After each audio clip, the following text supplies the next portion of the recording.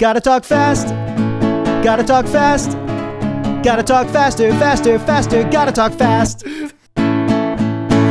Welcome to an oral review of Archie Comics Sonic the Hedgehog, reminding you to get your vaccinations now. Like, schedule that shit now. I'm Nick, and except for this intro, I wrote the script. And I'm Dominic, and except for this intro, I haven't read any of today's script. We're really hammering home. Wait, you think our boy FDR is gonna ban all the vaccines? FDR? Yeah. Oh, yeah. That's how he got polio. Yeah, exactly. That's how he got he's polio. Anti-vaccine. Look where that got him. He's in the ground. Look at RFK. No vaccine. Well, actually, he was probably super vaccinated, but not anymore. Not anymore. You didn't ask what we're reading today? I thought I did. What are we reading today? Okay, we are reading. Fucking prick. Sally Miniseries number 2. Release date March of 1995. No publication date found. But we assume that it was published at one point. I don't. I assume nothing. Deadliest of the Species, Part 2. Written by Mike Kinternovich and Ken Penders. Penciled by Art Mahwini. As the fight for freedom rages on, it has been one of Princess Sally's many obligations to select and recruit the soldiers of tomorrow, training them for the important tasks that lie ahead. Gathering only the best and brightest young hopefuls from the citizenry of Knothole Village, the princess has assembled a core team of 4 members, whose main purpose is to be the second vanguard in the struggle to overthrow the evil genius, Dr. Ivo Robotnik. Foremost of the group is Hamlin. Quick to anger, slow to forgive. He is often the first to leap into action, but usually the last to look where he's going. Next is Penelope, fiercely loyal to her friends and comrades. Her love for all animal kind is the driving force in her personal fight against tyranny. Arlo, cheerful and courageous, will always put the needs of his teammates ahead of his own, regardless of whether personal costs it might detail. Finally, there is Dylan. With the heart of a warrior and a soul of a poet, he never mistakes the forest for the trees and functions as the spiritual anchor for his colleagues. Together, there is no challenge, dare, or risk these adventures will not accept, embracing the philosophy that it won't get done until we get it done. They strive each and every day to live up to that ideal, working towards restoring Mobotropolis to the paradise it once was. Untested and untried, they now embark upon a mission that will change their lives forever. Should I have done that in like a 1940s newsreel voice? I love that idea, but I feel like they're trying to invoke more of a fantasy with this prologue. Like the scrolls, the scroll. It starts with that like not cliche, but that trope of like the first letter's huge and takes up a few sentences of the right formatting of the thing. I didn't realize this duck is a platypus until right now. Oh, okay. Yeah, you're right. You think they retconned that, or are we just that dim? I'm willing to quickly go back and scroll the last one to see if they show the tail at all. To be fair, though, we're not looking at platypus. Yeah, I'm not looking at their butt. Yeah, exactly. I just need to know now. We're clean thinkers. Hidden there. Hidden.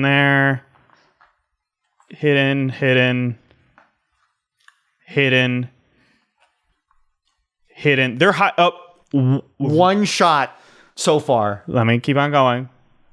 Okay, you can kind of see it there, but there's explosions. 2, 3, 4. Okay, fine. It's starting to show up more. But the early frames, there weren't. And arguably, the frames that matter, which are like when they're being introduced. Yes. It's hidden. Mm-hmm. And it isn't in every one. Correct. Or at least it looks like they purposely hide a tail in some of them. I don't know if it's just like annoying to draw and they're just like, I don't want to draw this here. We're going to hide it behind people because... Shout out to all of our trans friends. The art of tucking. It's a masterful art. And what Penelope did here, hell yeah. Yep. Yeah. No, it's an art. It genuinely is. Much discourse.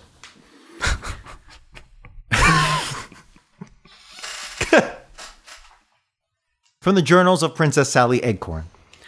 Things have certainly been interesting since I linked up with former Secret Service agent and Rebel Underground leader Jeffrey St. John. This is like, that's fucking like fanfiction. Or she's like horny writing. Since I linked up with former Secret Service agent. It does have more of a fanfic vibe to it. Or horny fanfic. Yes, I understand, they're doing some exposition in case the reader skipped to the first miniseries. So, fine, I get it. It's fine. My squad of freedom fighters, Arlo, Penelope, Dylan, and especially Hamlin, took an immediate and profound dislike to him, which, to their credit, did little to interfere with the assignment. Target 3 of Robotnik's strategic energy substations, and destroy them. 2 down, 1 to go. Though St. John performed faultlessly and proved his courage beyond any shadow of a doubt, still, one couldn't help but wonder what other tricks he might have hidden up his sleeve. We open on Jeffrey and Hamlin dueling with what I am sure has an official name, but I'm calling them dual sticks from American Gladiator. Yes.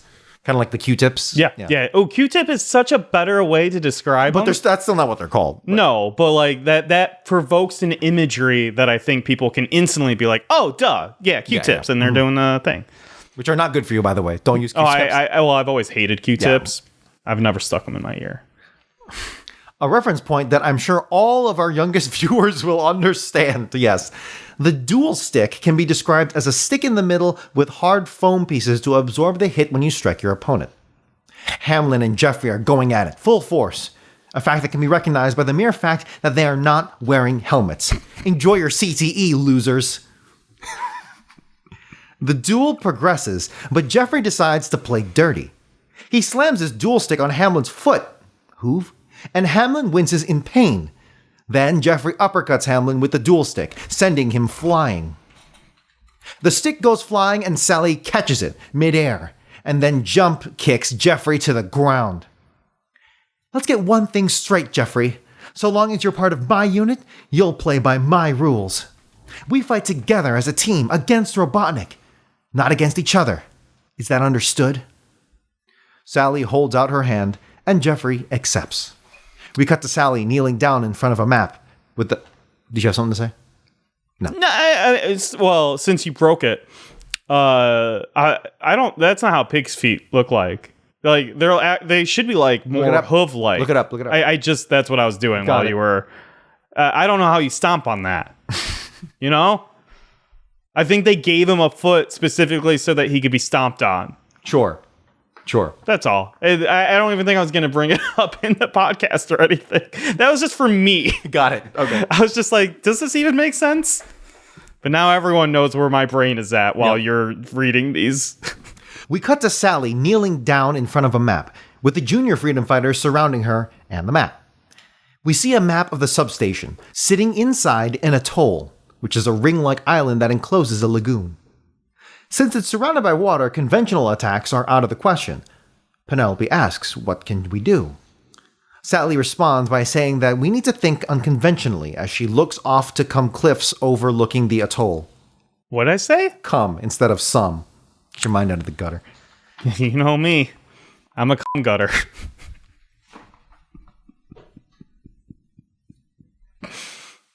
You know what you said, right? Oh, yeah. Okay. It's just, you set me up. I didn't. I didn't even mean to.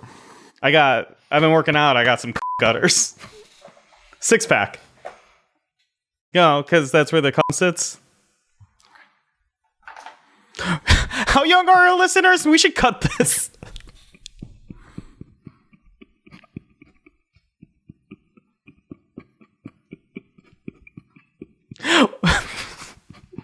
Sally responds by saying that they need to think unconventionally, as she looks over to some cliffs overlooking the atoll. The junior freedom fighters unpack the hang gliders that they have kept in their backpacks this entire time.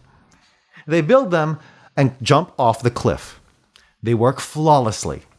As they glide closer to the atoll, Robotnik's automatic weapons start firing on the freedom fighters. The junior freedom fighters take evasive action, but unfortunately Arlo has been struck, crashing in the forest. The rest of the junior freedom fighters land safely and hide their hang gliders and immediately start looking for Arlo. They find him, right? It's a him? Yeah. Yes. They find him writhing in pain. He has broken his leg in the fall and can no longer participate in the attack. Penelope volunteers to stay behind and watch over Arlo while the junior freedom fighters continue. Jeffrey, Hamlin, Dylan, and Sally start approaching the substation, which again has Aztec temple vibes. The junior freedom fighters are staking out the temple when a SWAT bot opens a door. Sally quickly throws a metallic egg at the SWAT bot, which somehow knocks it out. They sneak in, and Sally attaches the explosives to the control panel. Just then, some tentacles come and wrap themselves around the princess. Sally has been captured by what the junior freedom fighters have dubbed the Octopod, which I guess is right. The Octopod looks like a white metallic tube that bulges near the top with 6 red tentacles coming out of the bottom.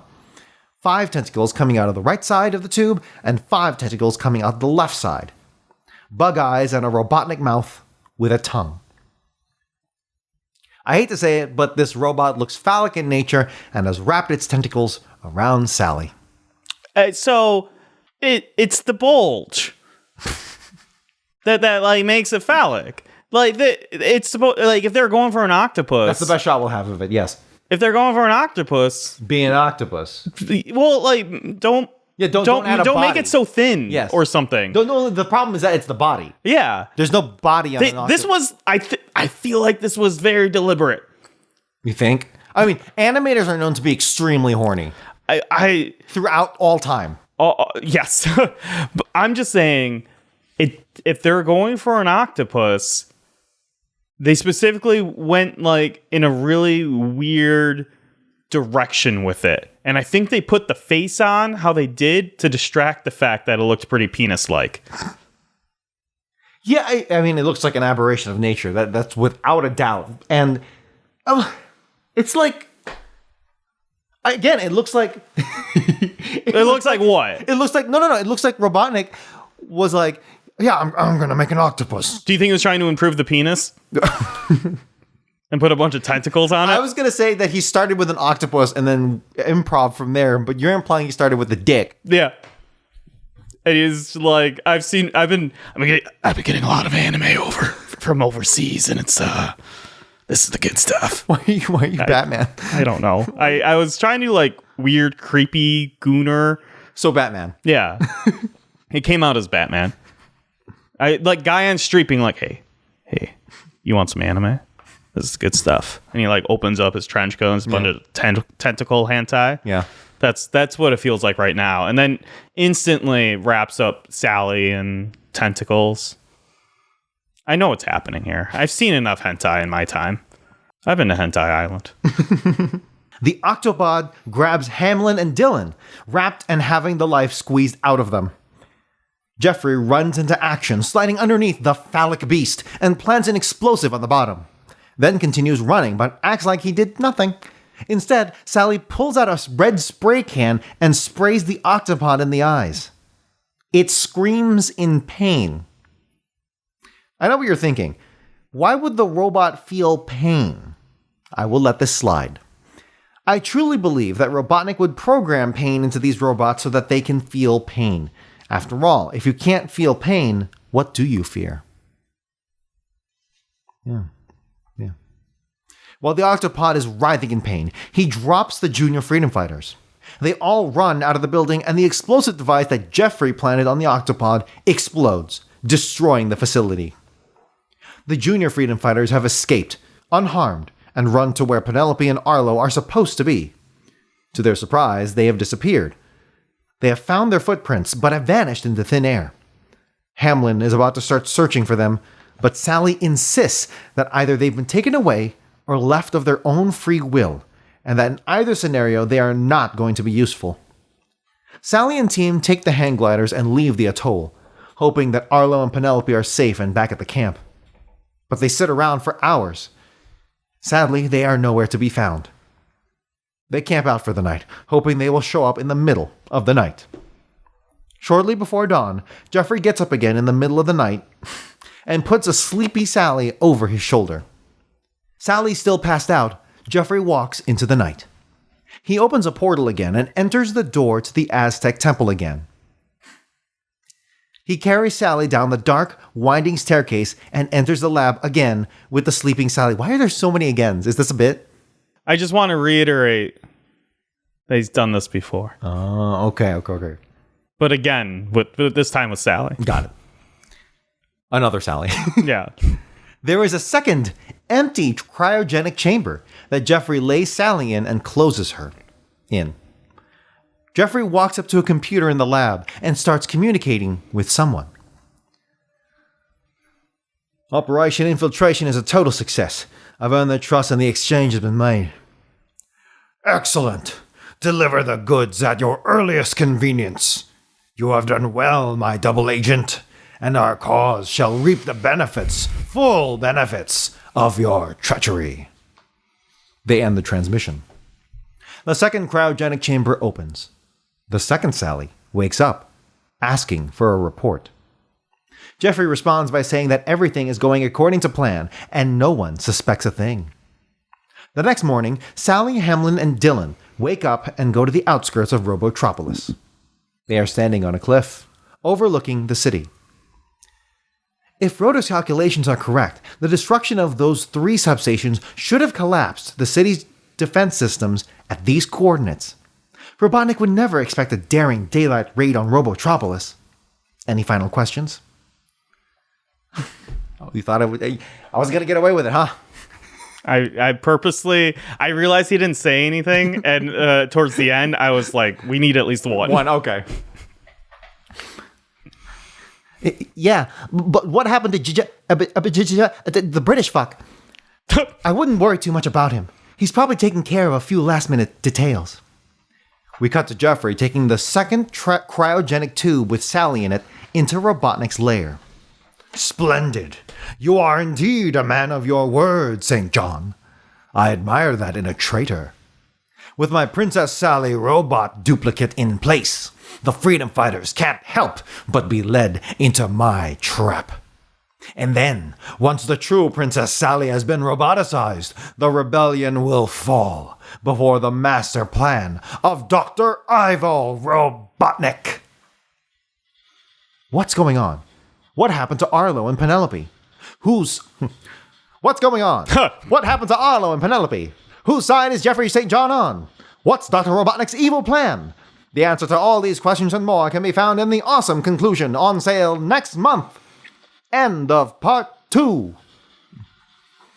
I do really like your news. I should make a point to, like, whenever that happens, sure. I should just write in newscaster voice just so you can seamlessly go into it. Well, what do we think is going on? The bullshit. Total bullshit. We clocked it 2 days ago when we recorded that last episode. Which was, remind me. Which was, it's gonna be a replicant. Well, we didn't think it was gonna be a replicant because we were like, nah, there's no way it's gonna be a replicant. That shit's too stupid. Here we are. There's no way St. John is working for Dr. Robotnik. Oh, no, of course not. That's way too easy. Well, and also, that makes it so that if he was working for Robotnik, I'd be like, this is rad. But really? You think that's rad? If he was. And he is, clearly. He's not. You Come on. You think he's a triple agent? It's a James Bond thing. You think? Inspired story. Of course he's a fucking triple agent.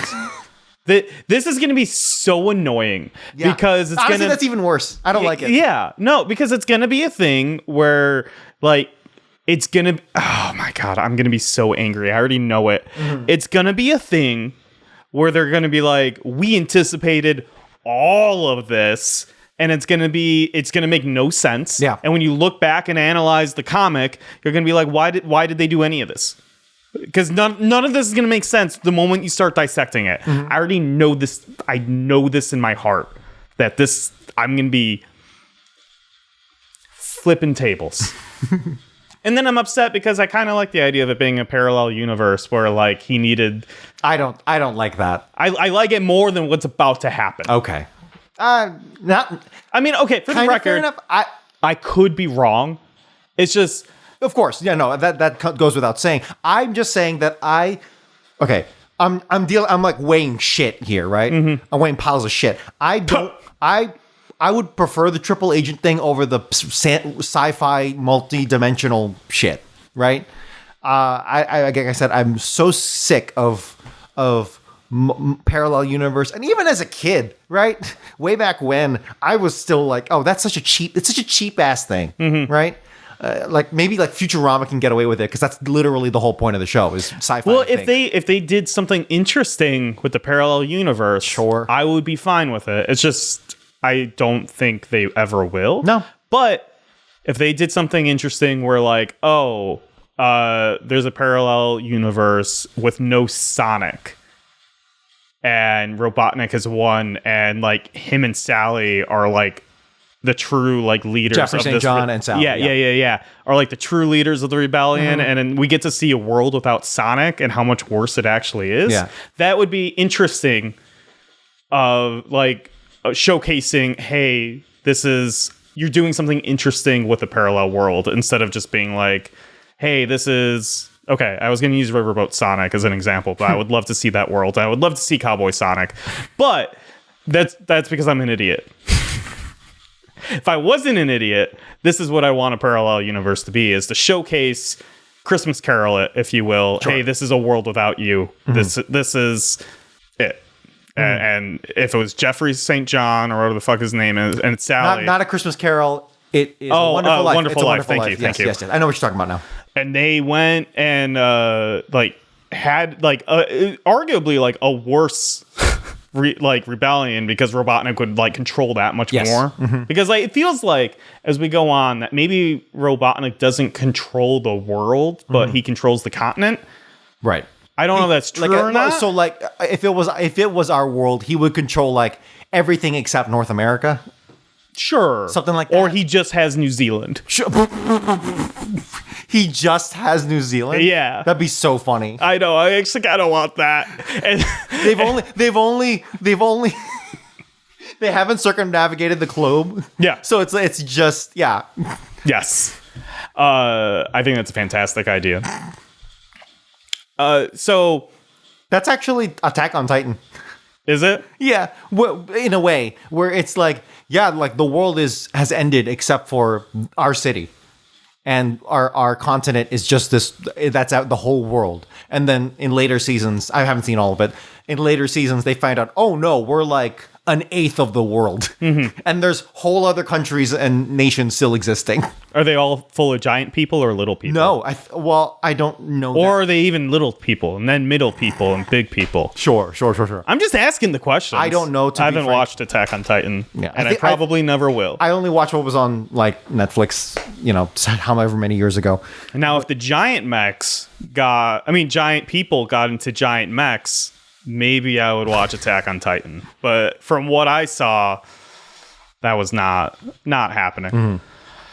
So my prediction is this dude's going to be a fucking You know why I think it? Why I think he's going to be a triple agent? Yeah. I think this is like a fucking dream character for either Ken Penders or Mike. He's like, this guy's too fucking cool. He's there. What's the term? Which I kind of hate. Gary Stu. Mary Sue. That's a thing? Do you not know what a Mary Sue is? No, I know exactly what a Mary Sue is. Gary Stu is exactly the same thing, just male. Okay. As someone who wrote iCarly fan fiction way back when, I know what this is. You're never gonna find it. Shut the fuck up. You're never gonna find it. You don't get to drop that kind of lore on me in the middle of a fucking episode. You did what? Yeah, I wrote iCarly fan fiction. I was not a Disney kid, but I was a Nickelodeon. You were an iCarly kid. I should say, not even like I didn't even watch Zoe 101. I was pretty much just iCarly. Can I ask what the plot was? How much did you write? Are we talking? Did you do like a Harry Potter-esque like story? My Immortal? Here? Did I do My Immortal? Yeah. I don't know. I don't remember if I finished it or if I like not storyboarded, but like outlined it. It's been a long, long time. Did you upload it? I uploaded at least part of it. Yes. Okay. Viewers, I have a task for you. Incredible. Yeah, so I guess this dude's a Gary Stu. I was gonna say more of like wish fulfillment. Okay. Of like one of the writers. I just think they think he's so fucking cool. Right. And that's why I'm like, there's no way this guy is going to be a bad guy. He's their first, maybe I don't know if it's their first, but it's one of their most original characters to date. Yeah. And they're writing it. I mean, they've already hinted at him being a love interest to Sally. Right. And so I think they're purposely writing him to be like the coolest fucking guy around. And you don't make a potential love interest with Sally if he ends up being a bad guy. True bad guy. Exactly. Fair enough. That's very poignant. This is my problem, is I think too much. No. I think I am starting to subscribe to that. And so that's why I'm like, he's gonna be a fucking triple agent and it's gonna be dumb as shit. And then I was thinking like, there's only two options. Yeah, either double agent, which is dumb, or triple agent, which is kind of dumber. Yeah. Another angry rant I just want to quickly go on about. The fact that so there's an image of Robotnik talking to St. John when they were doing their, when he was putting Sally in the cryogenic chamber, and Robotnik is just sitting there with a pet cat. Yes, which is a Blofeld reference. I know exactly what it is, and I hate that they do this shit. This is prime example of what you're... Yes, go ahead. Well, you can even do the reference, and I'd be fine with it. Just make it a robot cat. It's not a big ask to, not ruin the world you're creating. Why would you make it an actual cat? I don't know if you... And I promise I'm going off what you're saying. I don't know if you're going to talk about this. We have replicants now. That's a thing. That was going to be on my list. Are you saying it's a replicant cat? Yeah, that's the only explanation I can think of. So I can infer because we have replicant Sally, who I'm assuming bleeds, right? I mean, I don't know. So this is... it's a perfect imitation. It is opening doors in a way that I'm already not liking, only in the sense that I think they're going to use it in a very cheap way. Yes, but 100%. But this is the very first time that we have a robot that doesn't have any physical signs of being a robot. And I actually went and verified. I was like, okay, let me check out the glasses to make sure that one of them looks robotic and one does, and they both look exactly the same. Yeah, we're at replicants now. So early. I don't like it because early. That's a problem. It's very early. If it was 200 issues from now, I'm let's okay, fuck fine. With You've run out, not run out of ideas, but okay, sure, you've earned this card. To do it so early, now the door is wide open for any plot line to be like, oh, it was a replicant. Yeah. Well, it's also extremely frustrating because in Sallygrams, someone submitted a picture of what Robot Sally could look like. Which means they predicted that. And it's cool as fuck. Yeah. Whoever Sean T. Helton is from Gallatin, Tennessee, this fucking dude gets it. She has Wolverine claws. She looks like she's got a jetpack. It's very... She's got the hydraulics sticking out of her back. She's got, as Mike F. would love, shoulder pads. It looks great. It looks so cool. So I vote that Sean become lead artist because he's onto something that these other guys aren't. It's a really good drawing. Yeah, it's fucking rad. I wonder if he traced that and then just inserted a squirrel face on top. The squirrel face is the weakest part of it. But she looks deranged. Oh, well, one eye is a lot bigger than the other. Exactly. And she kind of looks like she's got a weird Elvis hairdo going. I don't get maybe that's the scan being weird. Be a visor. I don't know. Okay. So I kind of just ranted a bunch and I feel like we didn't actually discuss. So what do we think about this issue? I mean, well, you brought me around to your line of thinking, so I'm open to whatever's next.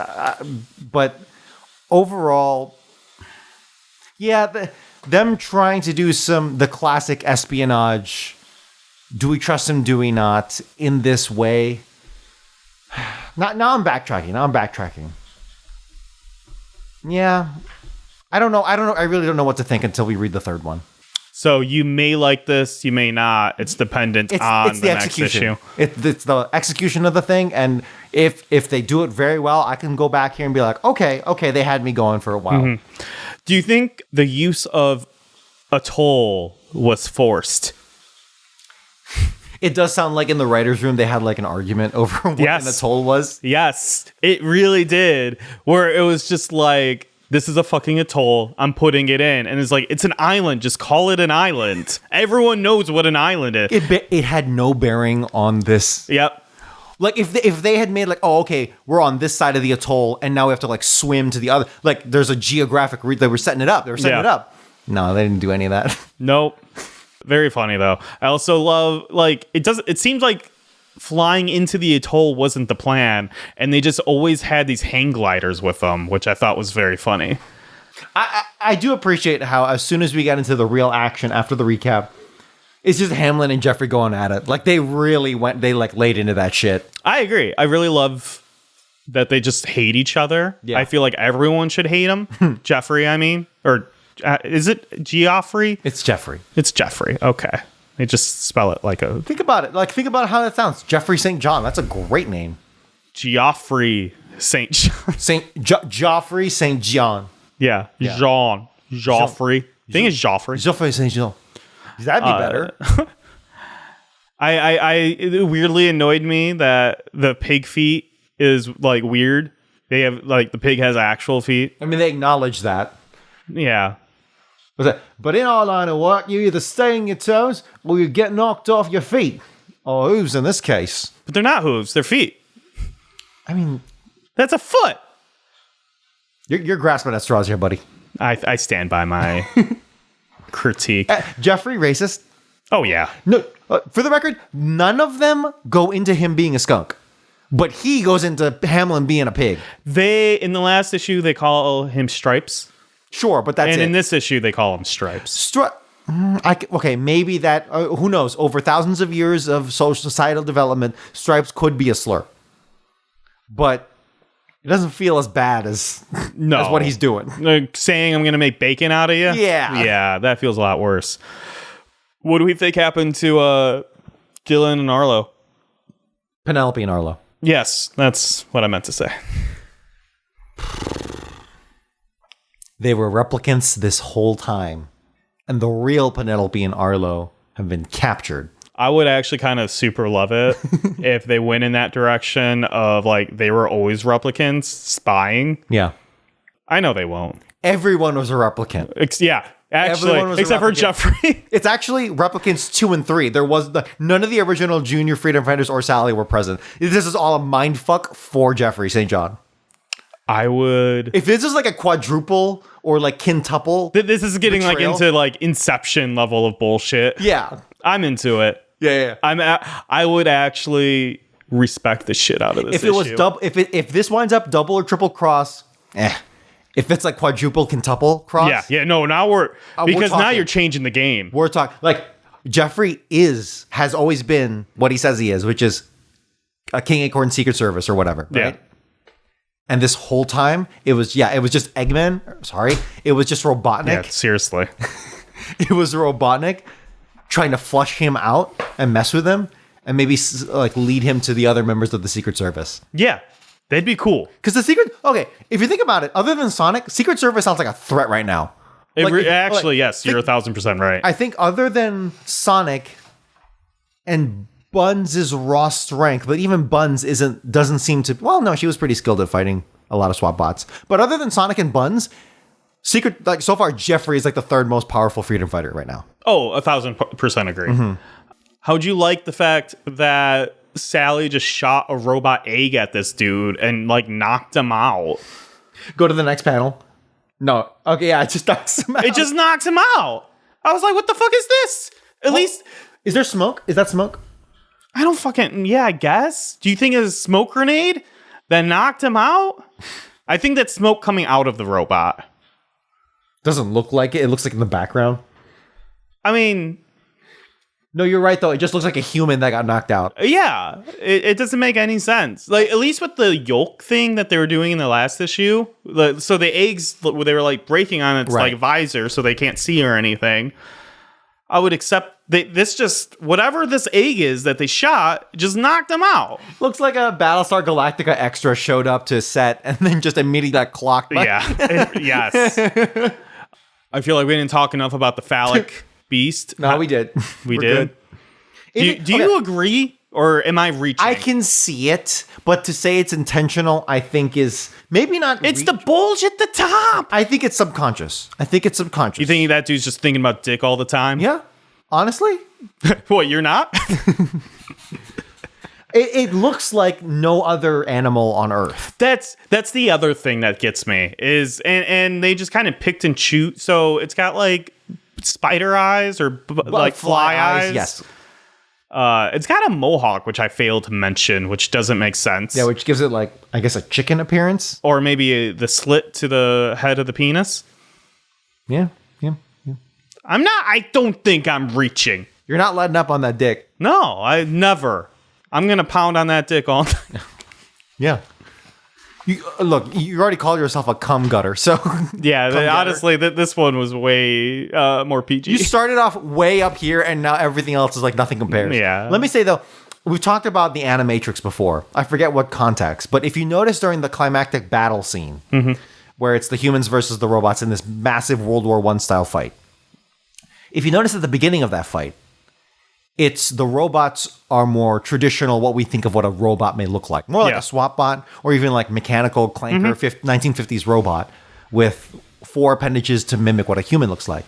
By the end of the fight, the robots have evolved. You don't see those robots anymore, and they are full like just efficient killing machines. They're like, is that where they turn into the octopuses? Okay. Correct. Yeah, maybe not like, I don't know if any of them show up, but it's like trending in that you can clearly see by each cut they are turning into those things. So by the end, yes, it is these massive towering like moving pyramids with tentacles coming out of them and snatching humans for their new biomechanical whatever, and it's horrific. They look like bugs and insects, but not even like a regular bug or insect, just an amalgamation for whatever's most efficient, and I appreciate that. I do too.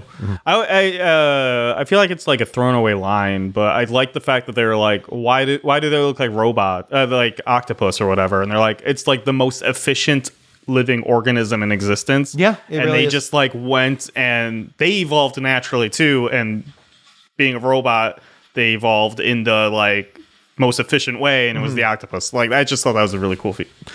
We're not on Matrix talk, we're on Sonic talk. Yes. And in Sonic talk, Sally just carries a red paint can with her wherever she goes to spray into. She's a based anarchist, and she likes to tag up the local streets. She's just tagging up freedom fighter signs all. You know what? I respect that. Yes, the princess, the heir to the throne, is a based anarchist. Yeah, she's anarcho-monarchism. Oh, sure. It's like a crude acorn with like the A symbol. Yeah. That'd be really funny. Yeah, that'd be rad. My favorite thing that Jeffrey did here was literally just put a bomb on the robot and then ran away. Like, he didn't even try to. He's just like, here. And it seemed like at one point he was just gonna blow everyone up. And I was like, yeah, okay, cool. He put it underneath, right? Yeah. But then he didn't do anything. He just ran away. Sally had to do the red paint shit. That's true. I think that's the majority of my complaints. Observations. Yeah, that's truly not everything has to be a complaint, Nick. What do we think Robotnik's plan is? Because like, it seems like he just wants to have her roboticized, but I'm like, he has her right now, and we know he has like instant robotization like machines and stuff. So like, why doesn't he just get the show on the road? What is he doing? He wants to verify. I don't know. Up the ante. That one I can pass by. That's fine. All right. But I mean, yeah, I think roboticizing the air is. I mean, this is why you don't put like 4 random freedom fighters. Well, supposedly the prologue says that they're the best. Which, if these guys are the best, the freedom fighters are in a bad shape. Which, no wonder why it's the same freedom. Yeah, right. The original team over and over again. Which one's your favorite freedom fighter so far? I mean, Hamlin's the only one that they're really giving a lot of attention to. There was some backstory in the beginning. That was definitely a lot of, well, I can see the hints in the previous issue of like, well, okay, Dylan is the poet of the group, the soul of the group. I kind of get that, but we didn't have enough time to like really believe that. Yeah, because we're spending too much time on Jeffrey. Which, I mean, I understand Jeffrey is certainly important here, but I don't know. I am glad, kind of a little bit of a spoiler because we looked them up. I am glad that they show up later. Yeah. Because there's potential here, and I'm happy about that. I am glad it's not just the same Freedom Fighters over again. So I will say, all right, we're good. We got a good thing going here. Let's work with it. So Hamlin is the answer. Hamlin is the answer. Hamlin is also my answer. But I do love how much of an idiot Dylan looks like 90% of the time. Because he's got no neck. He looks dorky in like every single image. You can't help it, bro. I know. Before we continue, I want to say your British voice reminded me of Major Zero from Metal Gear Solid 3. Who's Major? The guy who Major Tom also. The guy giving the mission orders to Snake. Oh, you're right. Yeah, okay. Sorry, I mostly talked to Paramedic. Yeah, because she was cute. Yeah, as one does. Yeah, I mean that's where we're at, man. Yeah, you should grab your guitar. Now it's time for Sonicgrams. You can write to Sonicgrams. Oh yeah, it's a legally distinct Sonicgrams. It's an unaffiliated Sonicgrams. We made our own Sonicgrams. Thank you, Speed Boom. This little email we got was written after episode 22. I'm actually very glad he does this because I have no like. Okay, yes, thank you. Always. Hey. New rule for Sonicgrams: always say which episode you saw last. Well, no, just reference. If you're referencing that episode. Oh, okay, fair enough. Yeah, because I don't. If they're like, hey, what color do you think Sonic should be? Last episode I saw was episode 44. It's like, okay, thanks for that info, dude. Fun fact, canonically, the only thing Sonic hates is oppression. So yes, Mike F is right. Sonic would never get married. To clarify, this is a joke and would only apply to toxic marriages. No, man. No joke. Marriage is oppression. Polycules only in this. Yeah. That's what the freedom fighters are. That's what they're fighting for. There you go. Robotic doesn't actually hate living animals. He just hates polycules. He's actually a trad cat. Yes. That weirdly fits. Fun fact, in regards to your request for Hulk Robotnik, there is an episode of Sonic Boom that is a Hulk parody where whenever Eggman gets angry, he transforms, but not into a Hulk. He transforms into a tiny purple winged cat-like creature that is canonically called Furry Eggman. Sonic Boom knows what it's doing. Yeah, well, all of its jokes tell. I haven't seen many episodes of it at all, but everything I see on social media is like, yeah, these guys. I mean, look, the writers are modern writers, so they know what they're doing. Did they write in the name Furry Eggman? Is that what he's called in the episode? Obviously, Speed Boom can't answer. By the quotes, I think that's literally called Furry Eggman. Do you think they were doing that so when people typed in Furry Eggman, they get this instead of they're cleaning the search engines. They're cleaning the search engines. It's like, or do you think they're trying to dirty up the search engines? Those dirty writers. It's like if you look up RFK conspiracy now, it's a completely different ball game than what it was. What was it? The original Robert F. Kennedy getting shot. Oh, sorry, I'm on. Don't worry about it. You know how he got shot, yeah. Right? Yeah. I find it funny that Nick wants to change the name of the neutral zone because it's already a thing in Star Trek, but the name he proposed instead, the negative zone, is already the name of Marvel's version of that concept. Just thought that was funny. I'm just going to say that annoys me even more now because it's very obviously what Ken Penders was referring to. And then and then he was like, well, I can't call it the negative zone because that's what it is in Marvel. I'm going to take my next favorite thing, Star Trek, and call it the neutral zone. And so I'm angrier. And then, I was like, okay, well, maybe the negative zone didn't exist yet because it's comics. So I did look it up, and it was introduced in 1966. So I know for a fact Ken Penders knows exactly what the negative zone is and based it around that. All I know is that there's a Mr. Negative. I think he's new. And he was in the Spider-Man game? Yeah. I think they made him for Spider-Man. They made him up? Oh, okay. Yeah. I kind of appreciate it when they make up new superheroes. I'm a firm believer of just like do whatever you want with it because none of it matters. No, like honestly, especially something like Marvel and DC now. Right? Well, and like this is, I'm not like Sonic. I'm gonna go on a little rant. The thing that annoys me about fucking nerds today is that they think the thing they love is like precious and can't be touched.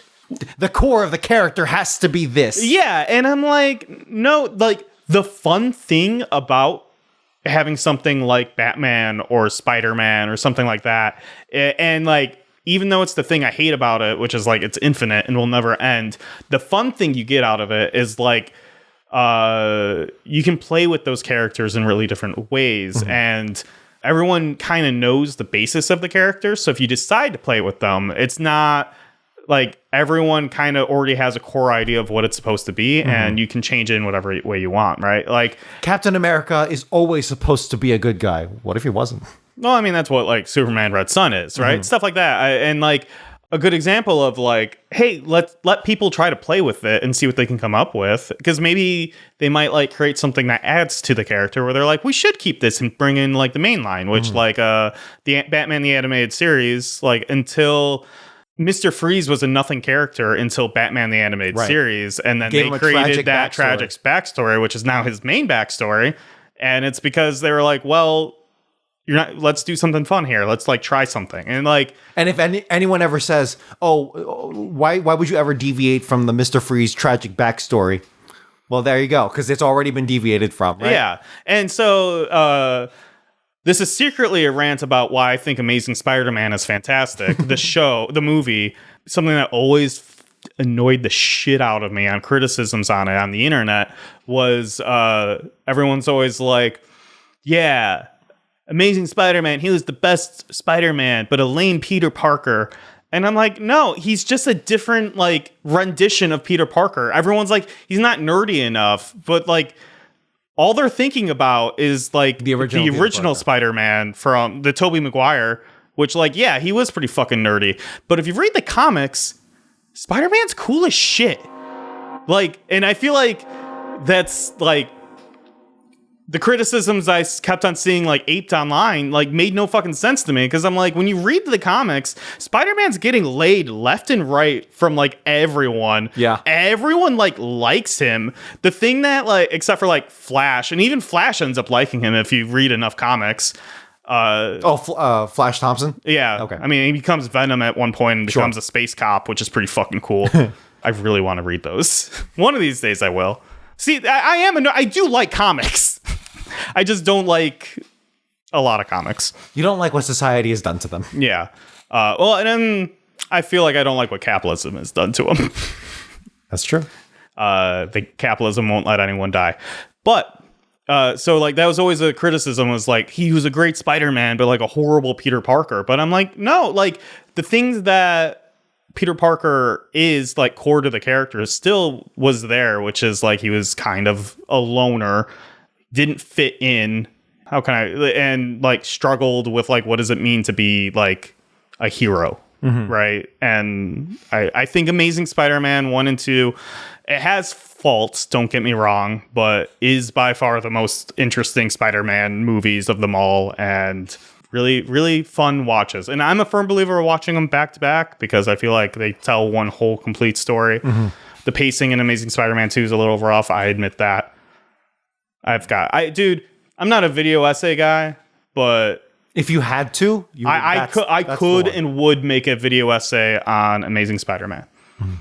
And be like, this is why I will admit I'm very happy to see a lot of people finally coming around on those movies, or at least on Andrew Garfield, which I was always like, he was always the best Peter Parker and best Spider-Man. Dude, him and Emma Stone had the best chemistry of any of the Peter Parker. Well, that's the most important part of Spider-Man is the relationships. Or Gwen Stacy, yeah. And those movies did such a good job with all of those people. I remember we were talking about Spider-Man games, and it was like, what would your dream Spider-Man game be? Because isn't it already made with the Marvel Spider-Man games? And you were like, no, my dream Spider-Man game would be like a school simulator. Yeah. No, that's it. So my dream Spider-Man game is actually very like... It's Persona. It's Persona. It super is. Where you need to decide whether or not... Because the three things Peter Parker needs to balance is being Spider-Man, being Peter Parker, and like doing well in school.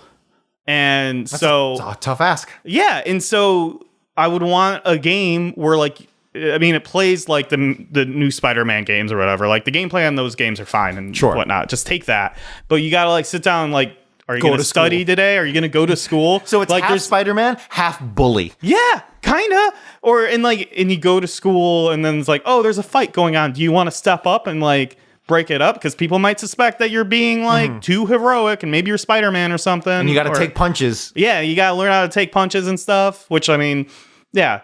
Or like you hear there's a bank robbery, but you might flunk this test if you like go take that.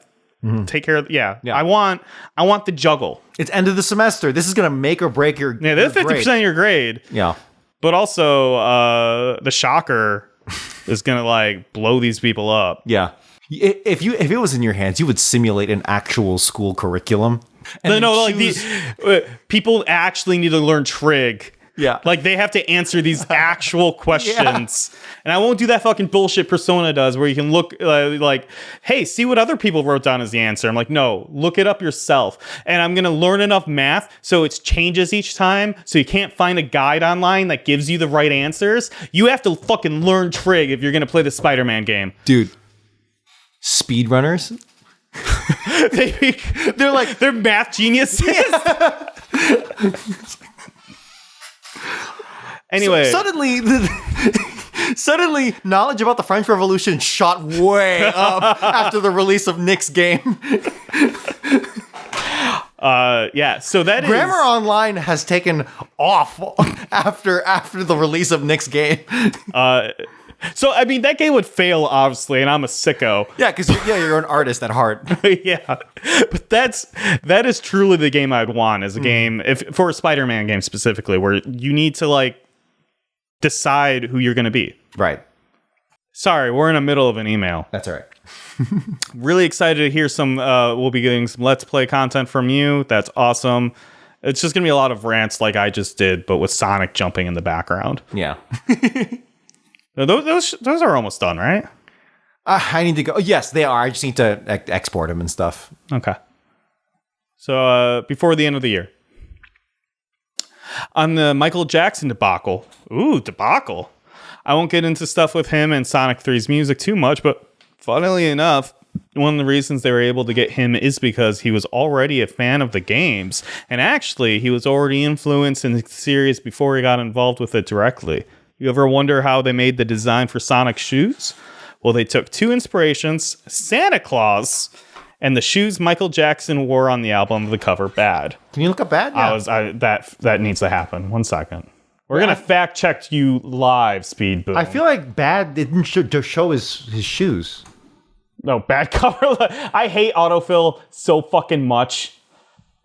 I feel like a lot of Is it getting worse now? It is.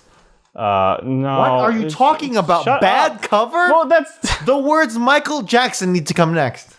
No, I'm sorry. I thought he was such a big hit that when I typed in bad cover, everyone would fucking know album cover, what I was talking about. There's no shoes on this cover. No, go to yeah.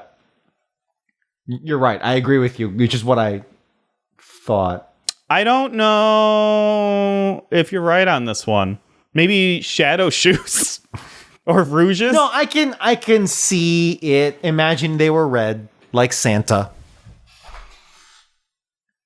I can see it. Okay, actually, if you took away all the buckles except for the first one, I think they just like that buckle. Yes. No, I mean, honestly, I can see it. No, I'm not. And I'm pretty positive the reason why Speed Dude mentioned that is because there's like a source. Someone like said it on the team. What I'm going to start as a rumor right now is that the cover of Michael Jackson's Bad was the influence for Shadow the Hedgehog.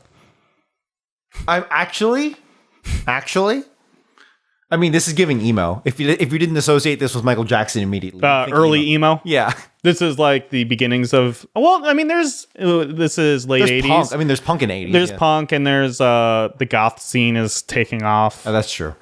Also, don't worry about constantly going on tangents when reading my emails. Oh, thank God. Yeah, because that was like 45 minutes right there. I like that it sparks discussion. By the way, Dominic is completely right. We don't tell him that. Yeah, we completely forgot to do that, didn't we? We don't tell Dominic he's ever right. This is I have an ego. All right. yeah, he's too inflated. It needs to be deflated. By the way, Dominic is completely right. When you tell people to like and subscribe, they actually do it way more. Don't really get it, but it's true. We'll add it to the outro. Did we do that? Is that what you were just saying? That we need to add it to the outro, yes. Yeah. And that's the issue. Only 452 left to go. I'm Nick. I stream at twitch.tv/Mojosaurus. That will be on hold until probably next year, which I've been very inconsistent with my streaming this year anyway. So you know what? New Year's goal, stream. Which will probably actually happen because when Monster Hunter Wilds come out, that is all I'll be doing. So I stream at twitch.tv/Mojosaurus. My personal blue sky is at Mojosaurus. And I'm Dominic. You can follow my jazz adventures in Chicago at Blue Collar Jazz. And my personal blue sky is at DomGuan. You can follow us on socials at Gotta Talk Fast. TikTok is Gotta Talk Faster. We also have a video version of the podcast where you can follow along with panels and watch our handsome faces. You can write into the show at Sonicgrams at GottaTalkFast.com, ask us questions, provide corrections, and give us your opinion of this week's issue. Don't forget to like and subscribe to our channel. And remember, when life keeps going fast, you gotta talk fast. And just get through it. I love you. Gotta talk, gotta talk. Gotta Talk Fast was written by Nick Folkerts and edited by Dominic Guanzon. Intro and outro themes recorded by Dominic Guanzon. Gotta Go Fast originally composed by Norman J. Grossfeld, Joseph Garrity, and Russell Velasquez. Gotta talk, gotta talk. Fast. Gotta talk, gotta talk. Fast. Gotta talk, gotta talk. Fast. Gotta talk. Gotta talk. Fast. Gotta talk. Fast, gotta talk fast, gotta talk fast.